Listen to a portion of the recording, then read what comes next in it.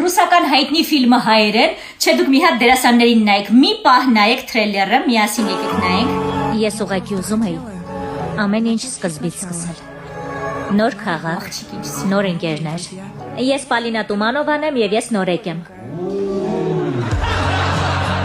Այն ինչ սիրում է, Բայց ճակատագիրներ, այլ պլաններ։ Սիրում տղա, տեղափոխություն նոր։ Եվ նրա անունը Բարսեր։